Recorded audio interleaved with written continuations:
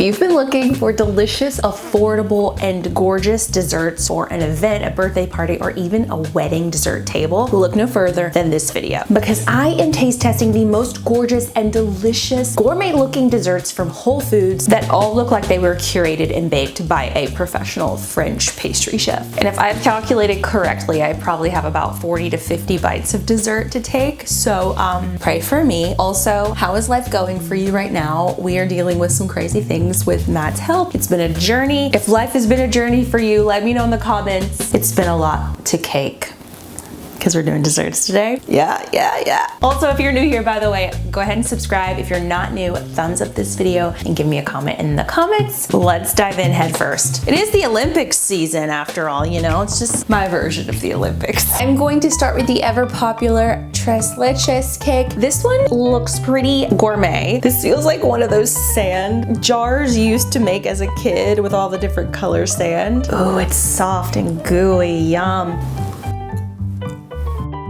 This tastes like the milk tastes after you've eaten a bowl of Cinnamon Toast Crunch, and you know how delicious that milk is. That is literally what this tastes like. 10 out of 10 Tres Leches cake. Next is what they're calling a Napoleon. I don't think I've ever had one of these ever in my life. Let's see what it tastes like. The texture's weird. It almost tastes like bubble gum, like the texture of chewing gum. It's kind of like bouncy and almost like a pudding, but not quite as delicious. If you would have given this to me blindly and said, what is this? I would literally have no idea. This is a pineapple upside down cake, and I think this might be my first pineapple upside down cake ever. I feel like it's one of those things that you hear about in movies and in folklore. But do you ever eat or make a pineapple upside down cake? Let me know. Or it seems like something you would have at like a family reunion. Cheers.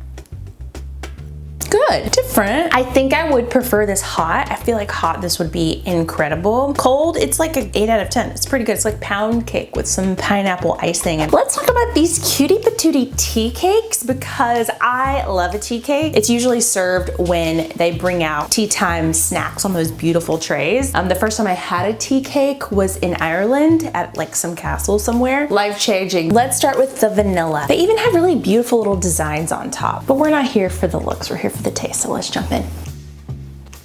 Y'all, it's giving me Little Debbie vibes in the best way possible. Oh my God, Little Debbie wishes. The vanilla is just so perfectly balanced. It's not too sweet. Let's do the lemon one.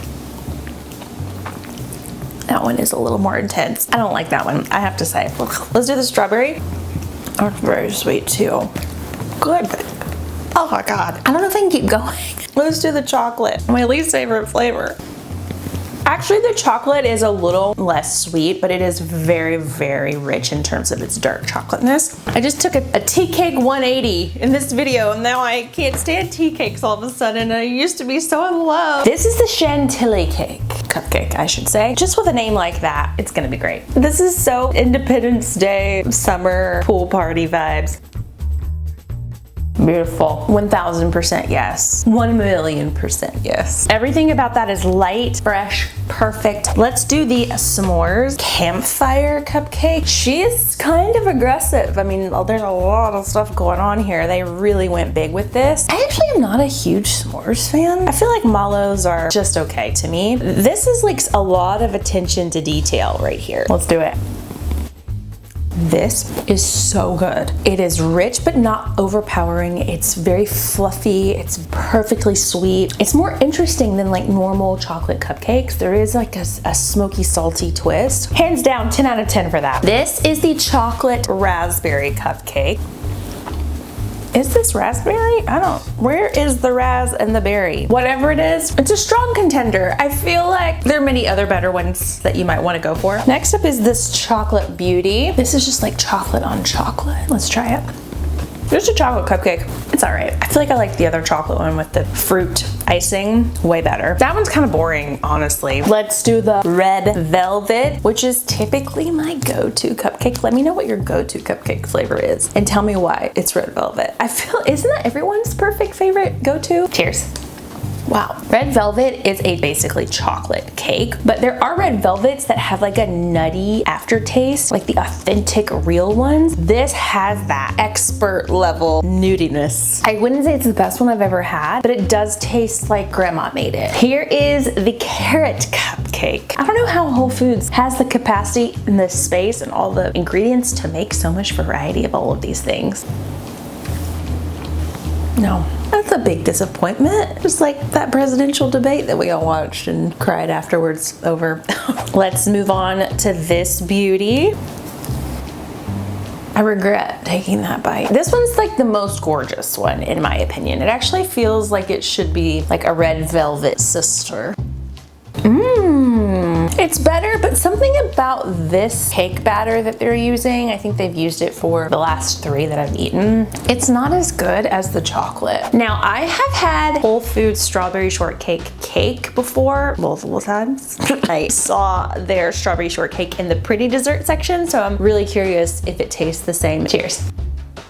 Very good. I prefer the big slice, not in the bakery section, because it's maybe 4 times the size of this, and I think it's only $4. So I think you get more bang for your buck there. This is a chocolate raspberry, I think. Let's break her open. Do you see that little hole of deliciousness? I have a feeling it might have the tendency to lean too rich. What is that like?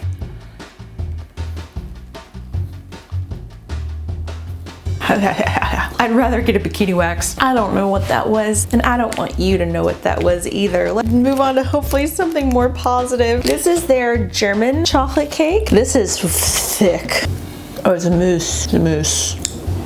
Good, I think. Again, not my normal cup of tea or cup of cake, but I think it's okay. If you like rich chocolate stuff and you like mousse, you're gonna like this one. We're gonna go on a mini tart tour, not to be confused with the tart trip like the makeup brand, which if you're watching, I'd love to go on your next one, but a tart tour of my own. These are all the little mini tarts that they make, and they are so perfectly gorgeous, and we're just gonna speed around it. Let's start with this. Cheers. Yum. I love lime pies or key lime pies or lemon pies. Matt doesn't love them as much, but I do, and that one's phenomenal. Let's do the lemon one for good measure.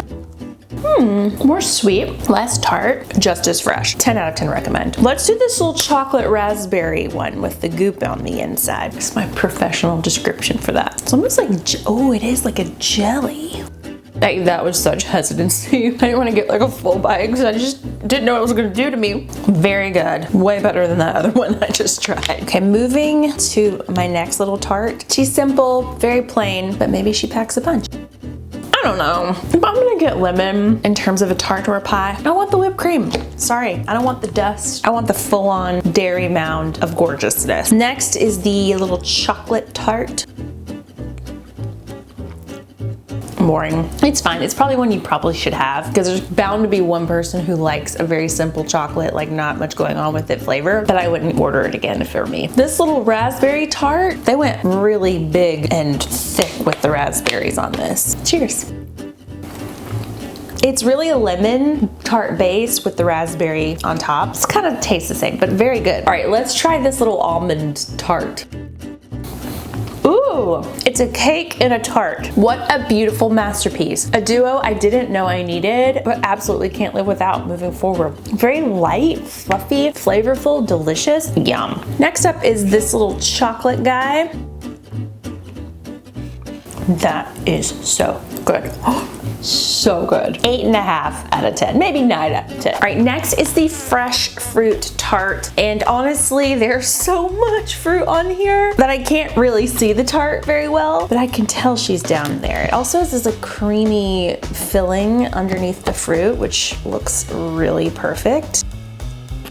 I must be honest, it's kind of boring. It doesn't really have much flavor to it. I wouldn't even put it in the ballpark of delicious. This little tart guy looks a lot more delicious, and there's some raspberry baked into the core of it. It's like a bear claw meets a fruit tart. Absolutely. This is how you do fruit and pastries and dessert all in one. On to the donut hole pastries. This one is the chocolate one. Oh, it's gonna be rich, I can tell. Not very sweet at all. It's almost like a savory dessert. It has almost like a cracker consistency. I actually really like that. It kind of breaks up some of the sweetness. You know how an Oreo it's still a dessert, but it has like a saltiness to it? It has that kind of essence. But will I like this one? This one I think might have raspberry in it. I think I might have to take a second bite because I'm not even sure what that is. Oh, there's some tartness in there. You know, like some fancy desserts, while beautiful, they taste horrible. I feel like this is gonna fall into that category where it's a little bit catfishy, where it looks really perfect and yummy, delicious, and you eat it and you're like, who did I hurt? What's this hex that's been put on my dessert? Now, this one is unique. It is a pistachio eclair. It has like a slight green tinge to it. It gives me green eggs and ham vibes. I don't know why. Like my brain is like, I don't know if this is gonna be very good, but a pistachio eclair sounds amazing. It's too perfume tasting, if that makes sense. It tastes like, why mess up an eclair by putting something that's very fragrant on top? It's almost like a bitter taste, but it smells fragrant. I can't put my finger on it, but I'm gonna say no, Benji, I'm sorry. But next is the chocolate eclair, and I have high hopes for her. That's a chocolate on chocolate eclair, but the chocolate on the inside is really light. It almost does, you don't even know that it's chocolate. Is it chocolate? Maybe it's coffee. I think it's coffee. This is freaking sexy and tastes sexy and is sexy. Yum. Now, as soon as I went to the section of Whole Foods, I saw this and our eyes locked, and I knew this was going to be a lover of mine in this video. This is the flourless chocolate cake. You get a lot of bang for your $6 bucks. Oh, wow. That's very rich. Wow. Holy cow. If you like rich chocolate, oh my gosh. This tastes so expensive. I cannot believe how affordable it is. Just as when I'm like, oh, I'm making progress, I turn around and these things multiply like gremlins. Here we have a very cutie patootie puff pastry. And when I say that, it's because it has a little hat. There's a lot of puffs going on.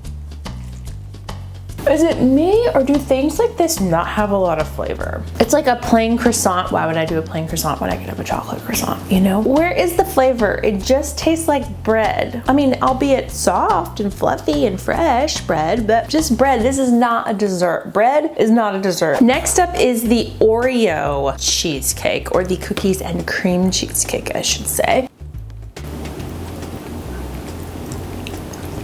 It is not overpowering. It has just like a nice little subtle nod to cookies and cream. It gives me Oreo McFlurry vibe. Oh my gosh, I'm moving into some sugarless options, some sugar-free options, and I have never been happier for sugar-free in my life. My blood sugar is skyrocketing. I'm like sweating right now. So thank God for sugar-free options. Let's try the chocolate.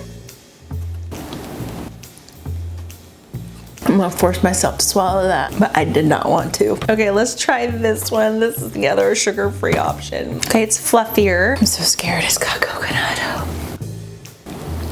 That is incredible. Oh, that's good. It's not too sweet, obviously there's no sugar, but that tastes natural and fresh. Moving into this multi-layered concoction here, I'm already excited. This looks freaking good. Oh boy, I just got on the best ride of my life and I'm not getting off. I am gonna get off because there's just way too much sugar behind me. But if I wasn't shooting this video, I would finish this whole thing right now. That is beautiful. Freaking incredible. Next, we're doing the tiramisu dessert cup. This is also one of the first things I locked my eyes on, and I was like, that is gonna be a good time if I've ever seen it. Nobody gonna match my freak. It's a little milky. It's a little too juicy for my taste. I like to chew it just a little bit more, but the flavor is light. Oh, that coffee kicks you right there at the end, and it's so good. Oh my gosh, that is so good. I'm so sad that I cannot keep going. I'm gonna keep going. I'm gonna end on what probably would be the pastry I would have ordered out of all of these pastries at first sight, and that is the pecan tart. I love pecan pie. I love pecan desserts. Let's try it. Let me just tell you something. That is absolutely incredible. Worth every single bite. dollar cent of that. If you find yourself in the Whole Foods dessert section, which I hope that you do, these are the top desserts you need to buy for your birthday party, corporate gathering, wedding table. Buckle up, we have 11 and not just 10. In the 11th spot, I have the Chantilly Cupcake, or the Chantilly? I think it's Chantilly. Next is the sugar-free coconut cake. It was surprisingly absolutely divine. Next is the triple berry frangipan. I don't think I've ever said that word in my life. Next is the flourless chocolate cake. Next is the pineapple upside down cake. Very unique, but also really delicious. Next is the unforgettable s'mores cupcake. The attention to detail with the flavoring and the presentation is just next level. Next is the tres leches, which was the first thing I taste tested, and it set the bar for this entire video. Next is the mixed berry cheesecake cup. Now, I did not see any berries on this, so I don't know if they forgot or if I'm supposed to do that myself at home, but as is, it is worth being in a top 5 spot without berries on top. Next is one of my favorites, the pecan tart, and I honestly was gonna put it up higher, but I thought I had an internal bias, so I just kind of moved it down the list. But just so you know, I kind of might put it as number 1 if I could redo this video over again. Next is the cookies and cream cheesecake, one of the best cookies and cream Oreo cheesecakes I've ever had, and the best thing that you can get, albeit it was a little bit milky, but I also think I had left it out for a while, so maybe that's why, is their tiramisu dessert cup. That was stunning, impeccable. The flavor was so fresh. It wasn't overly coffee oriented, and it blew me away. Please subscribe to this video if you have made it to this point, and let me know if you've ever tried the Whole Foods desserts down below. And they also have cakes and pies and like a whole other realm of sweetness at that place. So let me know if you want to see me taste test any other categories from Whole Foods. I hope you guys are having a great summer and staying cool, and I will see you in the next one.